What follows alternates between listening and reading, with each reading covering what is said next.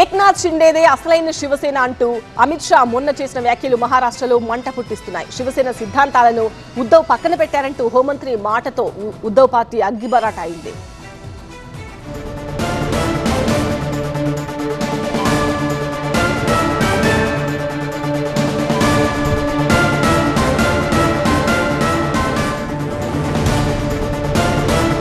కేంద్ర హోంమంత్రి అమిత్ షాకు ఘాటుగా కౌంటర్ ఇచ్చింది ఉద్దవ్ పార్టీ. ఏక్నాథ్ షిండేదే అసలైన శివసేన అన్న అమిత్ షా పై ఉద్దవ్ వర్గం తీవ్ర అభ్యంతరం వ్యక్తం చేస్తోంది. అమిత్ షా వ్యాఖ్యలను నిలదీస్తూ శివసేన యూబీటీ పత్రిక సామ్నాలో సంపాదకీయంలో వచ్చింది. నిజమైన శివసేన ఎవరో తేల్చడానికి అమిత్ షా ఎవరు అంటూ సామ్నా నిలదీసింది. అసలైన శివసేన ఎవరిది అన్న అంశం కోర్టులో పెండింగ్ లో ఉండగా అమిత్ షా ఎలా తీర్పిస్తారంటూ సామ్నా సంపాదకీయం ప్రశ్నల వర్షం కురిపించింది. అమిత్ షాకు ప్రధానమంత్రి కావాలనే ఆకాంక్షలు ఉన్నాయని సామ్నాలో ప్రచురించారు.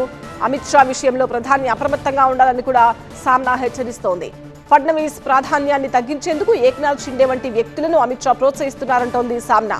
సామ్నా సంపాదకీయంతో బీజేపీ హైకమాండ్ను టార్గెట్ చేసిన శివసేన యూబీటీ ఇప్పుడు చర్చనీయాంశమైంది. సామ్నాలో వచ్చిన ఈ తీవ్ర విమర్శలపై స్పందించేందుకు బీజేపీ ఏక్నాథ్ షిండే వర్గాలు నిరాకరించాయి. మరోవైపు ఒక్కటే శివసేన ఉంటుందని నిన్న ఉద్దవ్ ఠాక్రే వ్యాఖ్యానించారు.